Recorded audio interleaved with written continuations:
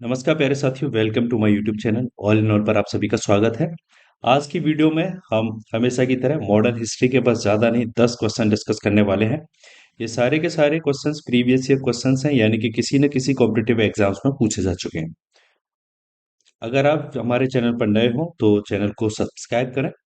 तो चलिए वीडियो में आगे बढ़ते हैं पहले क्वेश्चन के साथ। पहला क्वेश्चन है, पहली बार किस कारखाना अधिनियम में बच्चों की सुरक्षा के उपाय के प्रावधान किए गए? In which factory act were provisions for child protection first introduced? Option है, ऑप्शन ए भारतीय कारखाना अधिनियम 1881, ऑप्शन बी भारतीय कारखाना अधिनियम 1891, ऑप्शन सी भारतीय कारखाना अधिनियम 1911, ऑप्शन डी इनमें से कोई नहीं। तो दोस्तों इसका राइट आंसर है ऑप्शन ए, यानी कि भारतीय कारखाना अधिनियम 1881। भारतीय कारखाना अधिनियम 1881 पहली बार बच्चों की सुरक्षा के लिए प्रावधान लेकर आया। इस अधिनियम ने 7 से 12 वर्ष की आयु के बच्चों के काम करने के समय को 9 घंटे प्रतिदिन तक सीमित किया। इसके अलावा इस अधिनियम ने मजदूरों के काम के घंटों को विनियमित करने और उनके अधिकारों की रक्षा के लिए दिशा निर्देश प्रदान किए।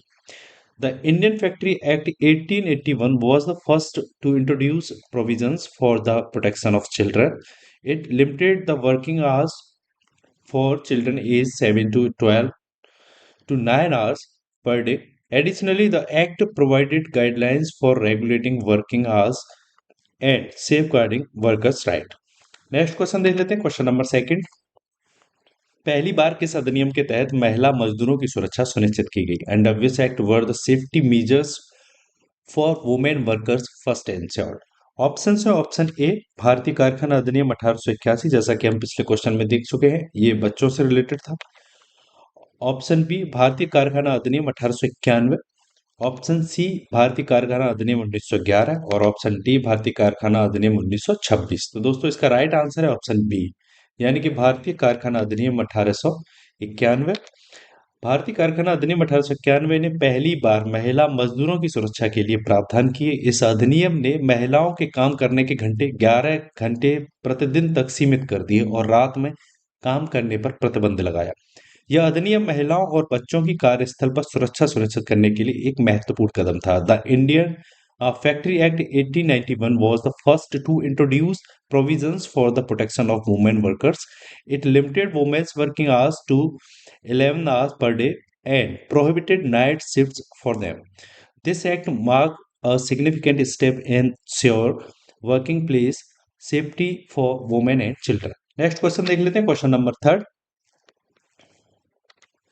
भारत में ट्रेड यूनियन आंदोलन के जन्मदाता थे? Who is regarded as the father of the trade union movement in India? Option है, option A N M Lokhande, option B B P Wadia, option C M N Roy और option D N M Joshi. तो इसका right answer है option D, यानी कि N M Joshi. N M Joshi को भारत में trade union आंदोलन का जनक माना जाता है। उन्होंने 1920 में अखिल भारतीय ट्रेड यूनियन कांग्रेस यानी कि एआईटीयूसी की स्थापना में महत्वपूर्ण भूमिका निभाई। जोशी ने श्रमिकों के अधिकारों के लिए संघर्ष किया और ट्रेड यूनियन संगठनों को मजबूत करने में मदद की। उनका योगदान आधुनिक भारत में श्रमिक आंदोलन की नींव रखने में अहम था। N M Joshi is regarded as the father of the trade union movement in India.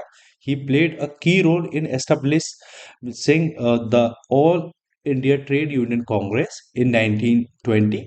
Joshi worked tirelessly for workers' rights and helped strengthen trade union organizations, laying the foundation of the labor movement in modern India. Next question देख लेते हैं, question number 4। 1929 में अखिल भारतीय व्यापार संघ कांग्रेस में पहली बार विभाजन हुआ। उस समय इसके अध्यक्ष थे। Who was the president of the All India Trade Union Congress during its first split in 1929? Option हैं, option A Jawaharlal Nehru, option B N M Roy, option C N M Joshi, option D B P Wadia. तो इसका राइट आंसर है option A, यानी कि जवाहरलाल नेहरू। 1929 में भारतीय व्यापार संघ कांग्रेस का पहला विभाजन हुआ जब संगठन में कम्युनिस्ट और समाजवादी गुटों के बीच मतभेद हो गए थे। इस समय इसके अध्यक्ष जवाहरलाल नेहरू थे। विभाजन के परिणाम स्वरूप राष्ट्रीय ट्रेड यूनियन फेडरेशन का गठन हुआ। यह विभाजन भारतीय श्रमिक आंदोलन के इतिहास में एक महत्वपूर्ण घटना थी। In 1929, the All India Trade Union Congress experienced its first split due to deepening differences between the communist and socialist factions. During this time, Jawaharlal Nehru was the president of AITUC. The split led to the formation of National Trade Union Federation, marking a significant event in the history of the Indian labor movement. Next question देख लेते हैं, question number 5। Birsa Munda का कार्य क्षेत्र कौन सा था? What was the main area of activity of Birsa Munda? Option है, option A Champaran, option B Ranchi, option C Ballia, option D Alipur. तो इसका राइट आंसर ऑप्शन बी यानी कि रांची। बिरसा मुंडा का कार्य क्षेत्र मुख्य रूप से झारखंड और इसके आसपास के क्षेत्र थे, जिसमें रांची, चाईबासा और सिंहभूमि प्रमुख थे। उन्होंने आदिवासी अधिकारों और जल जंगल जमीन की रक्षा के लिए मुंडा विद्रोह का नेतृत्व किया। बिरसा मुंडा ने ब्रिटिश सरकार और जमींदारों के अत्याचार के खिलाफ लड़ाई लड़ी और आदिवासी संस्कृति को पुनर्जीवित करने के लिए प्रयास की। Birsa Munda's main area of activity was primarily in Jharkhand and nearby regions, including Ranchi, Chaibasa, and Siabhumi. He led the Munda rebellion to protect tribal rights and their access to water, forest, and land. Birsa Munda fought against the atrocities of the British government and landlords, striving to revive tribal culture. Next question देख लेते, question number 6। Bharat के निम्नलिखित राष्ट्रपतियों में से कौन trade union आंदोलन से संबद्ध रहा था? Which of the following presidents of the Indian was associated with the trade union movement? Option है, option A V V Giri, option B N Sanjiva Reddy, option C K R Narayan, option D Zakir Hussain. तो इसका राइट आंसर है option A यानी कि वीवी गिरी। वीवी गिरी भारत के चौथे राष्ट्रपति थे और वे ट्रेड यूनियन आंदोलन से गहराई से जुड़े हुए थे। उन्होंने भारतीय श्रमिक वर्ग के अधिकारों के लिए कई प्रयास किए और अखिल भारतीय ट्रेड यूनियन कांग्रेस के सदस्य रहे। गिरी ने श्रमिक हितों को बढ़ावा देने और भारत में श्रमिक संगठनों को सशक्त बनाने में महत्वपूर्ण भूमिका निभाई।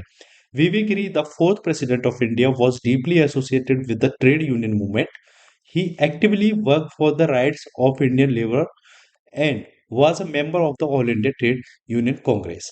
Giri played a significant role in promoting workers' welfare and strengthening labor unions in India. Next question देख लेते हैं, क्वेश्चन नंबर 7।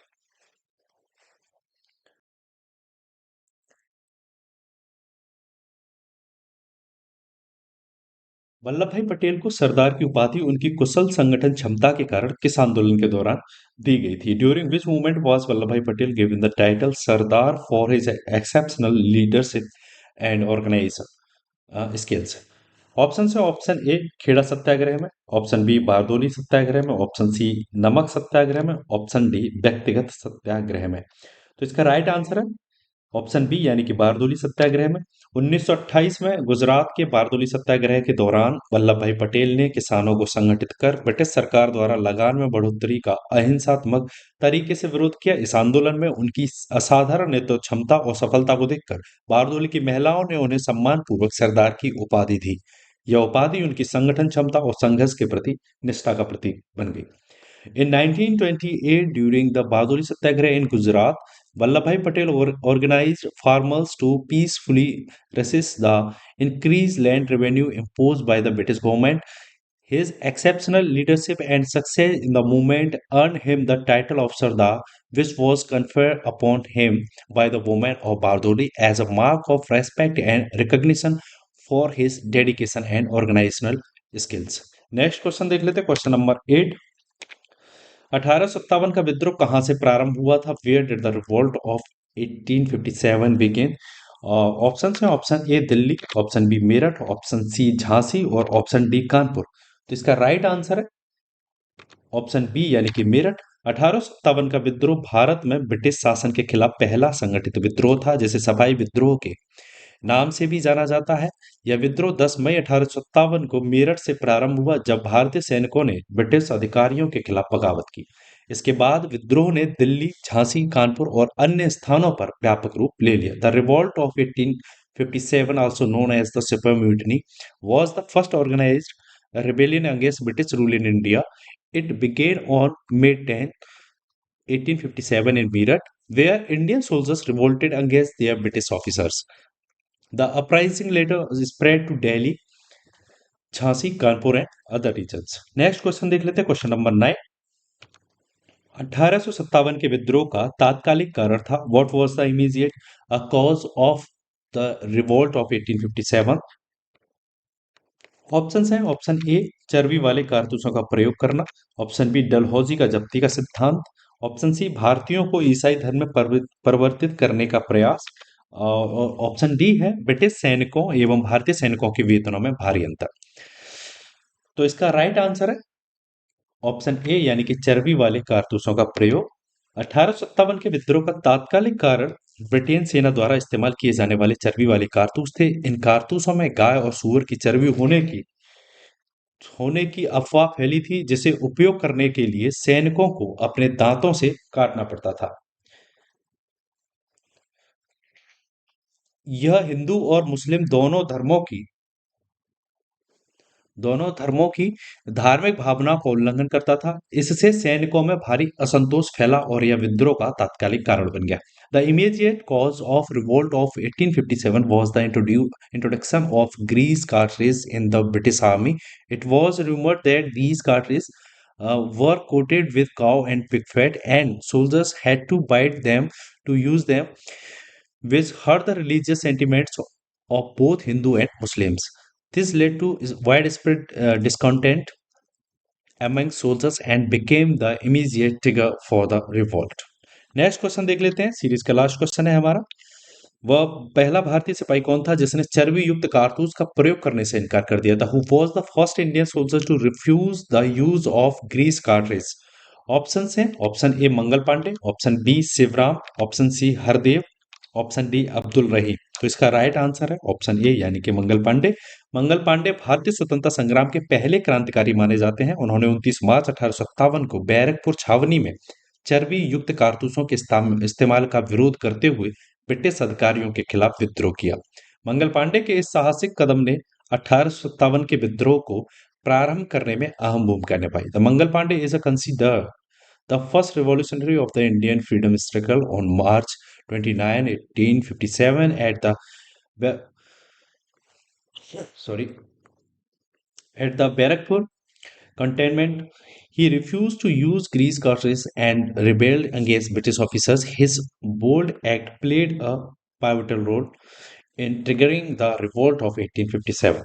तो दोस्तों ये थे हमारे मॉडर्न हिस्ट्री के 10 क्वेश्चन। अगर आपको यह वीडियो अच्छा लगा हो तो वीडियो को लाइक करें, चैनल को सब्सक्राइब करें एंड शेयर करें। मिलते हैं ऐसी नेक्स्ट वीडियो में, तब तक के लिए धन्यवाद। Take care all of you. Thanks for watching my video.